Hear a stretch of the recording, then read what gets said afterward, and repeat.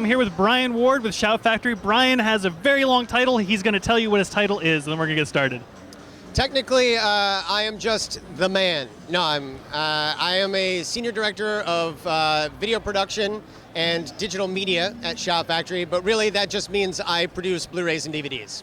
So you have a very exciting Blu-ray coming out in September. It is September, right? It is September. It is September. Transformers the Movie 30th Anniversary Edition, but you're remastering it. And how? And how? We are remastering it. It's getting a brand new transfer. We ended up finding a beautiful 35 millimeter IP of the film, we were really surprised that there's virtually no age on this print. So we decided that this would be a perfect time to try and deliver the best possible looking master that we could to the fans, because God knows they've waited 30 years.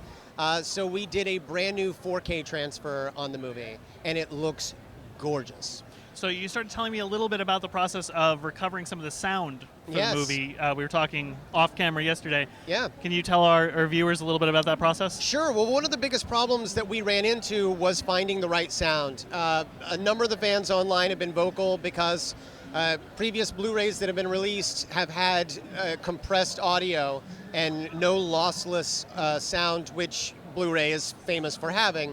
Well, it turns out that that audio couldn't be found, and that's why those Blu-rays came out the way they did.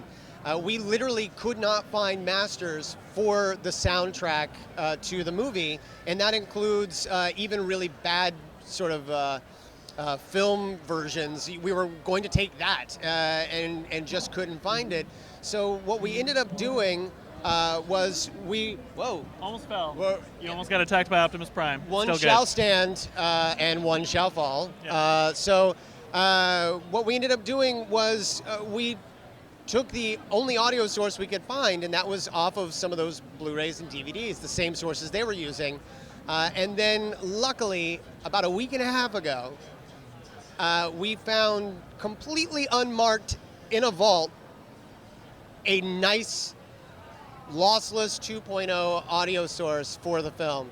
And so we are using that. We've created a 5.1 with it, and we will be including both the 2.0 and the 5.1, and it will be completely lossless. So since you've seen this movie numerous times now, just in the process of creating the Blu-ray, Yeah. what's your favorite song from the movie? Dare. Why is that? Hands down, Dare. And that dates back to being a kid. There's something very exciting. I know that the touch is the most popular, but there's something about starting heavy on Dare with that guitar instant jam. And Vince DiCola, you can hear his music bed in there, especially as you get to the bridge and you hear that. And it's just, the whole thing is exciting for me, and they found a great place to put it in the film. And it's one of those songs that, as a kid, when I bought the original audio cassette of the soundtrack, that song was just being played over and over and over again. It is my anthem. I'm not going to lie, I had the same cassette, and that was my track as well, followed by Escape, Yeah. which is right after Dare in the Yeah. movie. Yeah. I think the soundtrack to this movie is definitely kind of timeless. For those of us who grew up watching Transformers the movie, I mean, this was a very big piece of our childhoods, and to hear that it's being restored in such a manner is definitely something exciting for us. I was one of those kids that would rent the movie as often as possible, and then would go and take my cassette player and record all of the songs sitting next to the television just so that I could have them. And eventually it got to a point where I was recording the whole movie that way and just playing back the movie audio just so that I could keep hearing Transformers the movie over and over again as a kid. So this movie became my white whale around the time that we did the G1 Matrix of Leadership box set. And I'm thrilled that we were able to get it, and for the 30th anniversary just makes it that much more sweet. So you told me you're working on some very special features for this film. What can we tell our viewers? We will be including a brand new, about an hour-long documentary on the making of the film. We interviewed folks like Flint Dilley, of course, We also interviewed voice cast members, Greg Berger, Neil Ross, Susan Blue, Dan Gilvezan. We've talked to Stan Bush and Vince DiCola. We've really tried to make it an all-encompassing documentary that I think does a nice job of telling the story of Transformers the movie. Why do you think this movie resonates so closely with fans? There's a lot of Transformers stories, but this story specifically seems to hold a very, special place in a lot of people's hearts. To me, I think, and I've been thinking about this a lot lately, I think to me, it was one of those situations where Transformers and G.I. Joe broke the mold anyway. They were suddenly this toy line that was being made into a half-hour cartoon. It sort of ushered the way for other toys to do the same thing. And I don't think any of them ever matched G.I. Joe and Transformers in popularity or even in style and production. And it was a different thing that Sunbow did from everyone else. And Transformers the movie was the first time we were seeing that projected in 1/8.5 theatrical, exhibition, sound coming from everywhere. It wasn't just all score from the TV series. They were getting rock bands to do a legitimate soundtrack for it. It was bigger than anything we had ever seen up to that point. And I think that resonates with fans, certainly if we saw them as kids. We remember the day that Optimus Prime had a lot more shading and shadow and detail and a lot more depth, and we're like, this is what I want. And then you see him ultimately perish. Spoilers. Yes, yeah. Optimus Prime does die in this film. Yeah, 30-year-old spoilers. But to even see that in beautiful, there was a lot of care taken with this movie. It wasn't just an episode of the TV series extended and thrown up on a screen. Nelson Shin was an artist when he directed this film. So, and I think there's something to be said about that. Everyone else has tried to capitalize on it. They've created big robots that transform. They've done, whatever, but this was Transformers. So what do you think of Hot Rod in the Transformers universe? So some people really enjoyed Rodimus Prime, other people's not so much. Having seen all of the third season as well, since you guys produced the Transformers box set, what do you think about his place in the world of Transformers? I am a big Hot Rod fan. I am not as big a Rodimus Prime fan. I think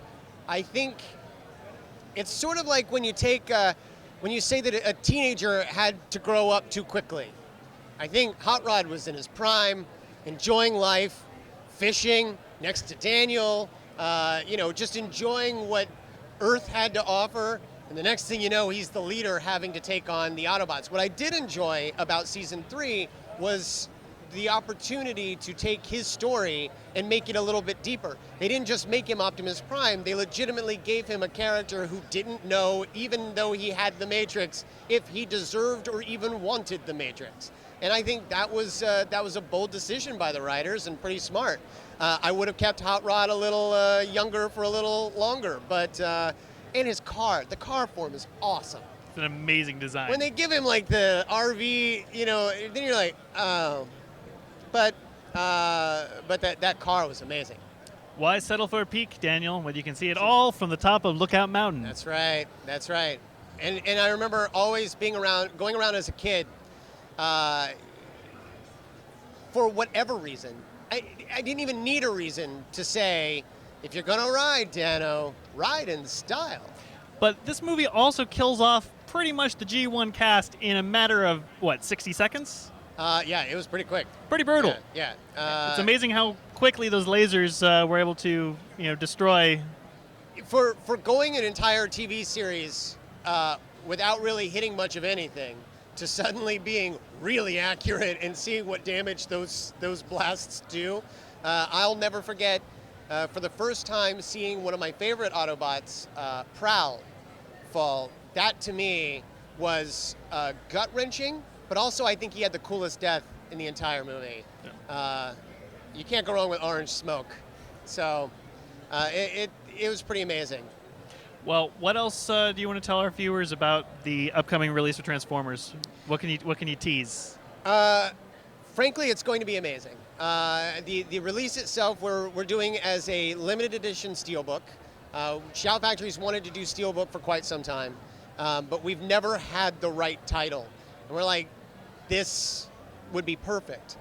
So we got one of our favorite IDW Transformers comics artists, Livio Remendelli, to do a design specifically to be printed on metal. Nice. Because if anyone has seen Livio's work, especially at a convention like this, you'll see that he does a lot of prints of his own on a beautiful metal sheet. And the way that the colors pop off of it is amazing. So we knew that his art worked well on metal. And so we're like, we're going to do a steelbook, and he's going to do the art.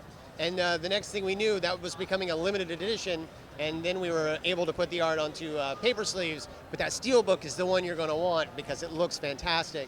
And that's a 2 Blu-ray set where you'll be able to see the film both in 1.8.5, its original exhibition, and we're doing the complete 1.3.3 format as well for people who want to see a little bit more cell art.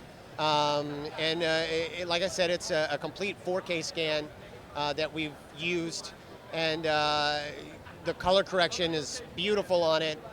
Lots of amazing colors, and frankly, a lot of details that no matter how many times I've seen this movie, I never noticed certain things in the frame, and it's all right there, crystal clear.